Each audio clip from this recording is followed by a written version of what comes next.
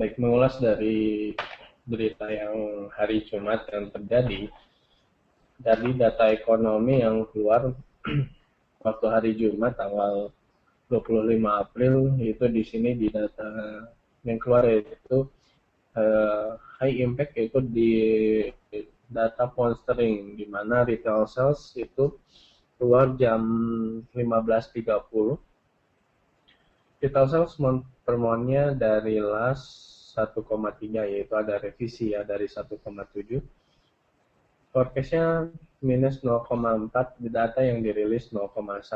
Datanya lebih tinggi dibandingkan dengan forecast. Datanya sedikit bagus untuk pound sterling. Terus kemudian untuk year to year-nya juga mengalami kenaikan dari sebelumnya itu 3,3, forecastnya 3,8, aktualnya 4,2.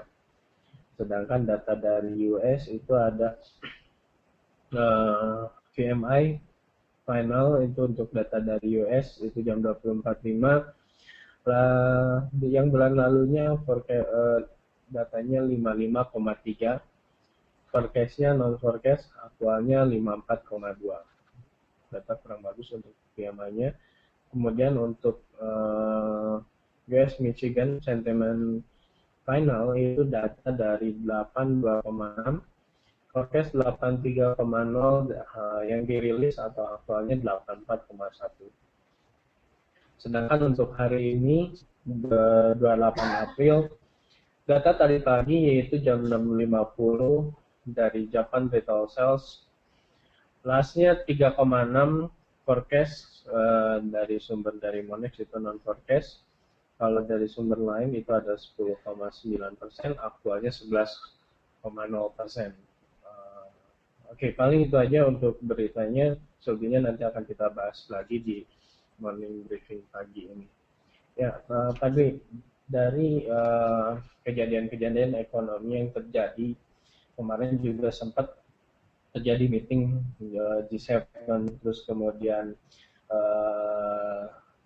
bahas juga mengenai yang kejadian juga di Ukraina. Bagaimana Pak dengan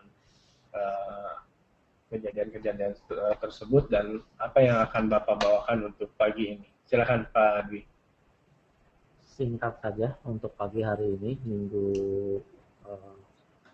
terakhir di bulan April, kita membahas tentang euro ya. Euro sebetulnya ada minimal ada 3 yang saya lihat di euro. Mungkin bisa dilihat di chart. Itu sebetulnya masalah yang terjadi di zona Eropa adalah bagaimana pengambil kebijakan untuk meningkatkan inflasi yang semakin lama semakin turun.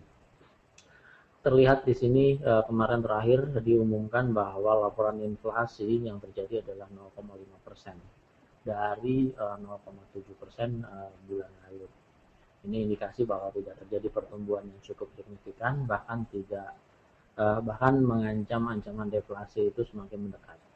Kemudian juga dari daya beli juga menurun, sehingga persaingan untuk bisnis atau ekonomi terhadap beberapa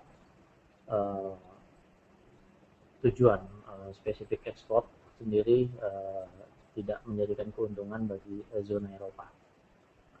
Kemudian kalau kita melihat juga kebijakan seperti ini, kebijakan yang akan dilaksanakan itu mengacu pada tujuan untuk meningkatkan inflasi. Dengan cara pertama, itu beberapa analis itu menganggap bahwa tingkat suku bunga akan digerakkan sekitar bulan Juni, sehingga akan memicu apabila hal ini terjadi tidak menjadikan pergerakan harga euro-nya negatif atau turun, ini akan memicu akan terjadi stimulus untuk di zona Eropa. Namun fokus utama tetap terhadap suku bunga. Hal ini juga membawa dampak terhadap peningkatan dari performa ekonomi di zona Eropa. Meskipun saat ini juga terjadi ancaman pula terjadi di Ukraina, apabila terjadi konflik antara Rusia dengan Eropa yang sekarang dikomandani pihak salah satu pihak yaitu di Amerika Serikat, yang mana Eropa lebih condong ke Amerika Serikat. Ini sedikit banyak mempengaruhi atau mengganggu efektivitas terhadap pengambil kebijakan akan perubahan tingkat suku bunga. Nah, ini juga menjadi bahasan dalam masa-masa ke depan, nampaknya akan membawa pengaruh terhadap downgrade dari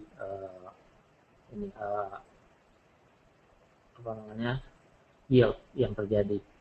Jadi pengaruh terhadap yield yang negatif atau turun ini juga membawa pengaruh terhadap sulitnya untuk meningkatkan performa pertumbuhan ekonomi di Eropa. Nah, paling tidak saya membuat 3 prediksi pemangkasan ECB terjadi, atau pemangkasan atau kenaikan ECB rate akan terjadi sekitar bulan Juni. Kemudian spekulasi quantitative easing kembali merebak, yaitu stimulus, itu kisaran di bulan September dan Desember. Kemudian juga dari kebijakan ini, 2 kebijakan ini diperkirakan euro akan tertekan, sehingga akan meningkatkan performa positif terhadap pendapatan dari zona Eropa. Dan ini membawa pengaruh terhadap penurunan nilai euro hingga pada akhir periode tahun ini. Ini beberapa alasan mengapa kita fokus terhadap zona Eropa untuk waktu-waktu ke depan. Kemudian kita melihat juga di styling data kemarin diumumkan dari forecast yang negatif minus 0,4% dari forecast, ternyata diumumkan cukup bagus di counseling 0,1%. Ini masih dalam wilayah teritori positif terhadap retail sales month to month di counseling, meskipun data dari counseling ini tidak serta-merta membawa pengaruh yang cukup signifikan terhadap pairs-nya, yaitu sterling dollar. Sehingga secara fundamental kita masih tetap melihat bahwa fundamental cukup positif untuk mendukung perekonomian counseling. Namun untuk kurs kita masih harus melihat perjalanan waktu dalam minggu ini. Kita melihat rekornya nanti bahwa counseling itu masih dalam keadaan stagnan atau kecenderungan stagnan dari tren yang turun dengan jangka pendek, range yang pendek atau rentang range yang pendek. Kemudian US data kemarin, kalau kita melihat pada hari Jumat juga consumer sentiment itu diumumkan positif dari 84,1 menjadi 80 dari 80 menjadi 84,1. Sebetulnya data-data ekonomi Amerika Serikat dalam 2 minggu atau 3 minggu terakhir itu performa yang cukup positif. Sehingga kita melihat juga pengambil kebijakan terfokus juga terhadap nilai-nilai ekonomi, angka-angka fundamental ekonomi yang diumumkan.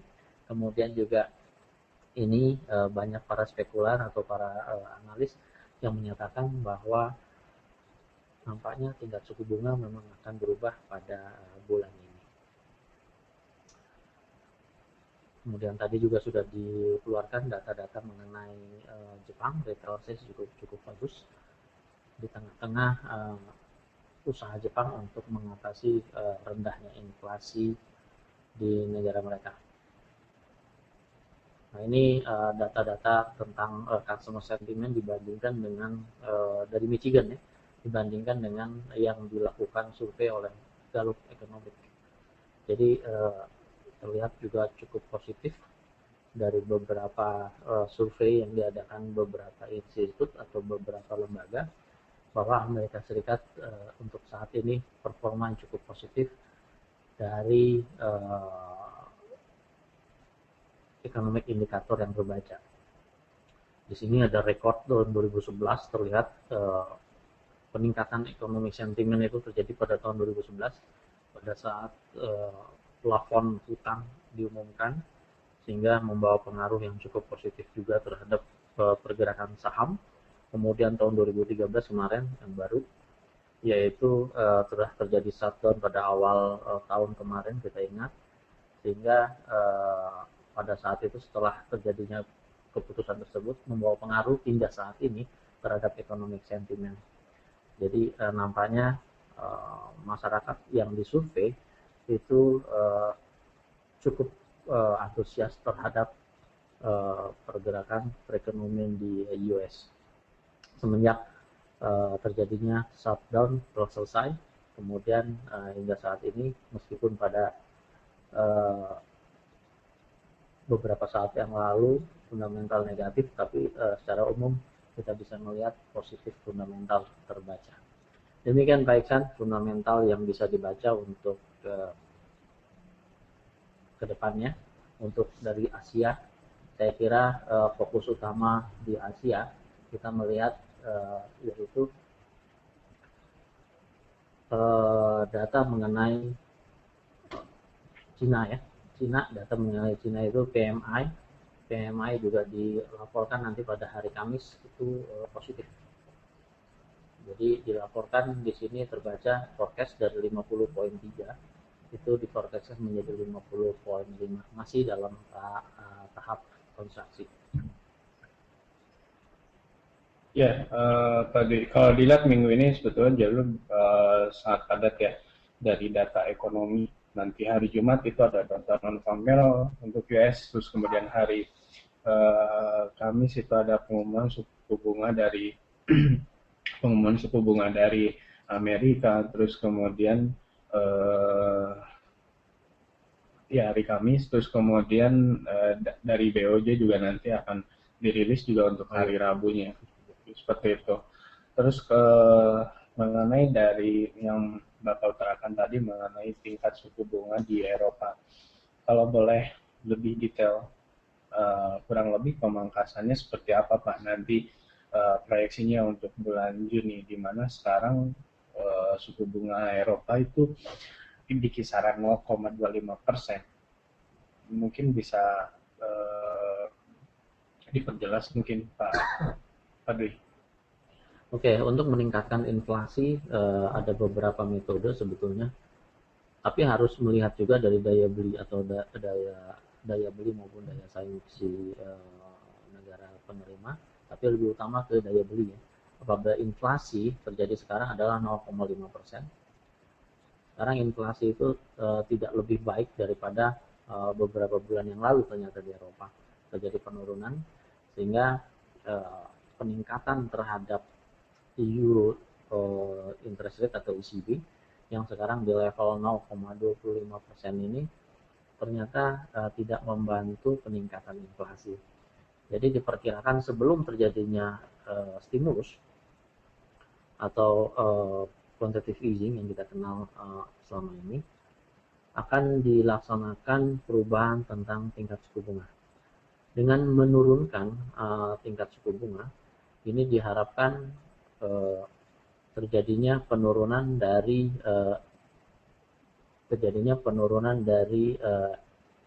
rate Eropa, jadi euro dolar terjadi penurunan. Nah, apabila terjadi penurunan di situ, diharapkan juga terjadi kenaikan di harga barang-barang untuk diekspor. Jadi pendapatan dari ekspor itu meningkat sehingga membawa gairah terhadap pendapatan dari peserta, yaitu kalau kita lihat di sini adalah retail bisnis maupun di bidang bisnis yang bertujuan sehingga memicu terhadap gairah ekonomi kembali dengan lending yang rendah juga. Nah, kalau terjadinya lending yang rendah, mereka berminat untuk memproduksi atau mengembangkan bisnis mereka untuk berjalan kembali. Itu bulan Juni. Dan juga nanti akan dibantu dengan pinjaman-pinjaman yang terjadi sekitar bulan September. Ini saya baca di beberapa media bahwa stimulus itu tetap diharapkan sehingga membantu terhadap inflasi yang meningkat. Sehingga inflasi yang berada di atas mendekati 2, sebelum 2, itu membawa pengaruh terhadap peningkatan dari pertumbuhan di zona Eropa. Saya rasa penurunan inflasi menjadi topik yang sangat hangat dibicarakan beberapa saat terakhir. Bahkan sempat Mario Draghi, ingat waktu bulan Februari, menyatakan masih dalam tahap wajar, kemudian dia berbalik lagi, memang terjadi ancaman deflasi. Sementara IMF juga sudah memperingatkan bahwa ancaman deflasi akan membawa pengaruh buruk terhadap Eropa. Namun ingat kita juga bahwa nampaknya akan tersandung apabila terjadi krisis Ukraina berkelanjutan, dikarenakan Eropa itu mempergunakan Rusia sebagai partner dagang yang berarti, sehingga ada kemungkinan juga usaha untuk meningkatkan inflasi ini akan terganggu sedikit banyak seperti itu. Ini kita doakan ya dalam keadaan baik-baik saja, tidak terjadi krisis yang berkelanjutan di Ukraina, untuk mulusnya pertumbuhan ekonomi Eropa ke depan. Oke, itu dari sisi Eropa ya. Lihat dari Rusia sendiri, di mana separatis juga sekarang sudah, saya berita itu ada bahwa separatis Rusia itu menangkap petinggi Organization for Security and Cooperation in Europe. Itu ada sekitar 8 orang. Nah, sedangkan dari G7 sendiri ini ada rencana untuk memberikan sanksi tambahan untuk Rusia. Bagaimana tanggapan Bapak terhadap hal tersebut? Nampaknya kedua belah pihak, kalau menurut secara politik, kita melihat sangat berhati-hati dalam setiap keputusan, karena respon dari apabila terjadi dua keputusan yang ekstrim di salah satu pihak, maka akan terjadi konflik yang berkepanjangan, kemudian membawa pengaruh buruk ke kedua zona. Nanti tinggal kita lihat sebetulnya siapa yang mendominasi atau berada di atas angin. Saya kira kalau mengenai masalah ini, kita lihat waktu yang akan membuktikan seperti apa. Kita melihat juga gejolak pasar seperti apa. Oke. Berarti nanti kita tunggu aja kebijakan yang akan dikeluarkan ya dari G7 sendiri seperti apa, dan tidak membawa pengaruh langsung ya, tapi nanti berpengaruh terhadap perekonomian atau terhadap currency pair sendiri. Oke. Ya, bisa dilanjut ke dari sisi teknikal, Pak.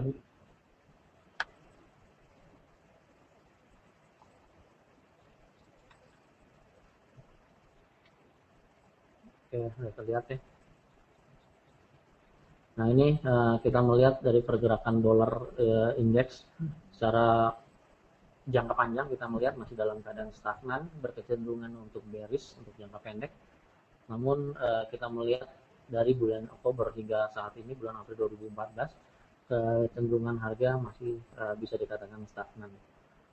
Wilayah 79.79 wilayah sekarang merupakan wilayah tengah dari harga tertinggi bulan ini. Ya, bulan ini merupakan ya bisa dikatakan di harga tertinggi 80.58. Kemudian terbaca dengan jelas juga support yang terbaca di sini jangka panjang 79.41. Kemudian kita melihat pound sterling, kemarin kan pengumuman terhadap beberapa data pound sterling yang cukup bagus. Ternyata di pairs-nya sendiri jangka panjang atau 4 jam grafik mingguan yang kita melihat, harga masih tetap berada di level saat ini. Kemudian apabila kita melihat saat ini harga masih berada di tengah-tengah dari harga yang tertinggi minggu lalu, yaitu di kisaran 1.68292 dengan harga terendah minggu lalu di 1.67595. Kemudian kita melihat di sini kesempatan untuk posisi short dan buy itu dimungkinkan dengan target Bollinger Band stagnan, yaitu di 1.6767. Kemudian wilayah up juga terbaca di 1.68241. Dan dalam keadaan sideways bisa dimanfaatkan untuk TikTok maupun untuk short term dengan time frame yang lebih kecil untuk transaksi trending. dengan time frame yang lebih kecil ya. Kemudian di Australia, nah ini Australia telah terjadi penurunan yang membuat pengaruh terhadap trend down untuk Australia, yaitu minggu pertama bulan April, kemudian minggu kedua bulan April juga di sini terjadi penurunan, yang mana harga low yang terjadi di Australia sendiri terpecahkan dengan terjadinya pada awal minggu lalu, ya, awal minggu lalu di kisaran ini. Kemudian saat ini harga telah membentuk harga terendah juga di harga terendah 0.9250. Saat ini harga masih berada di wilayah tengah. Meskipun masih berada di atas pivot harian, namun range yang terjadi secara mingguan ini masih merupakan tanda tanya apakah dia membreak terhadap harga low terhadap minggu lalu. Namun kita perkirakan apabila para pelaku pasar memprediksi untuk drop, kita target ke 0.9247 untuk penurunan di Australia dollar. Kemudian di sini ada support yang kuat untuk target maksimal, itu kisaran 0.9211 sampai ke atas. Jadi ini merupakan support yang menjadi patokan untuk arah harga untuk paling rendahnya. Kemudian di dolar yen terbaca, di sini dolar yen sempurna sekali, 3 candle bar maupun body dari candlestick mengindikasikan penurunan yang berkelanjutan. Di sini juga terlihat bahwa high dan low itu sejajar, high lebih rendah daripada high sebelumnya, high ketiga lebih rendah daripada 2 high sebelumnya, begitu juga dengan low.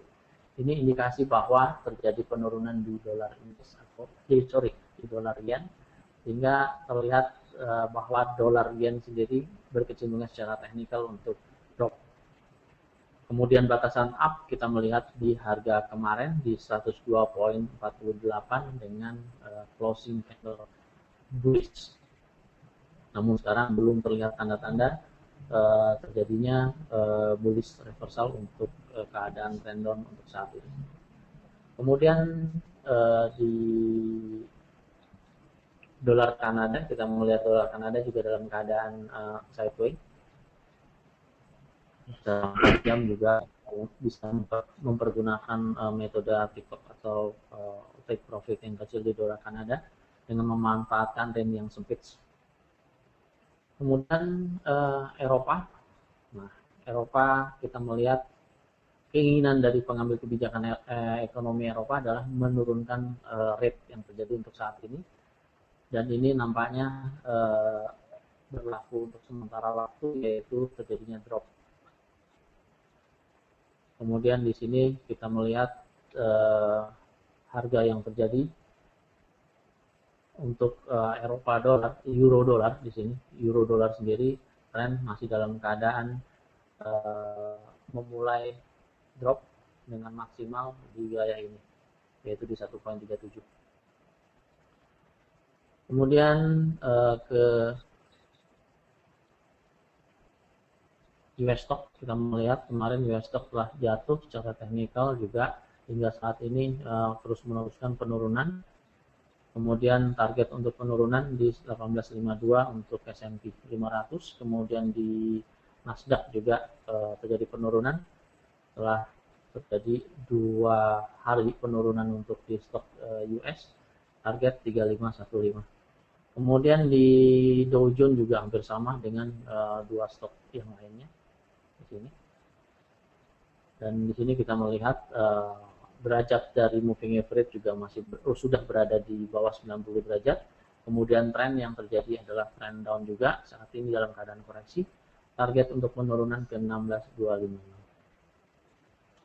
Kemudian untuk komoditi, ya emas nampaknya sekarang berusaha untuk meningkatkan kembali dari harga penurunan kemarin, rekor yang terjadi untuk minggu lalu itu terjadi di sini, ya, terjadi di sini minggu lalu. Kemudian saat ini terjadi breakout di resistance area, sehingga kecenderungan untuk emas diperkirakan kembali naik.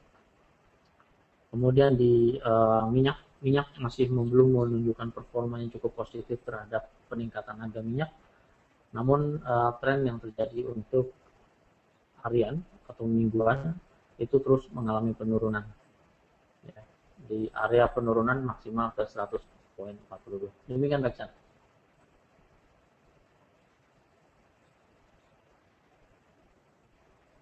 Ya, tadi kalau dari technical sebenarnya tidak ada untuk pertanyaan, cuman boleh disinggung mengenai sedikit kondisi Rusia, Pak. Ada yang bertanya di sini kalau dilihat dari berita itu S&P menurunkan tingkat kredit Rusia dari triple B menjadi triple B minus. Kemudian apa artinya? Terus kemudian apakah ada pengaruh terhadap pergerakan futures? Kalau saya search dari berita, ternyata dari Bank Sentral Rusia itu juga menaikkan tingkat suku bunga dari 7% menjadi 7,5%. Mungkin untuk menanggapi kejadian yang tensi antara Rusia dan Ukraina. Bagaimana tanggapan Bapak terhadap hal tersebut? Untuk saat ini Rusia sebetulnya berusaha untuk menarik jadi komoditi maupun saham-saham yang berbasis US dollar itu berusaha untuk ditarik treasury untuk Rusia untuk menghindarkan kerugian yang akan lebih lanjut apabila terjadi krisis sehingga terjadinya drop di treasury tersebut. Namun kalau kita melihat di persentase sendiri tidak terlalu signifikan sebetulnya jumlah treasury terdominasi dengan US dollar. Karena sekarang mereka berusaha untuk menarik semua untuk menghindari mata uang Rusia jatuh lebih lanjut. Sementara kalau di pasar stok kita paham bahwa beberapa pelaku berusaha untuk mengambil posisi duluan atau mengamankan posisi duluan dari kejadian-kejadian yang akan terjadi, yaitu dengan mengamankan saham-saham maupun treasury dari Rusia, jadi dicairkan. Saya kira ini pengembangan pasar terlihat di stok untuk sementara waktu di US. Demikian Pak. Oke, saya rasa sih cukup Pak Dwi. Terima kasih untuk morning briefing pagi ini soal materinya. Terima kasih juga buat rekan-rekan sekalian yang telah mengikuti morning briefing pagi ini.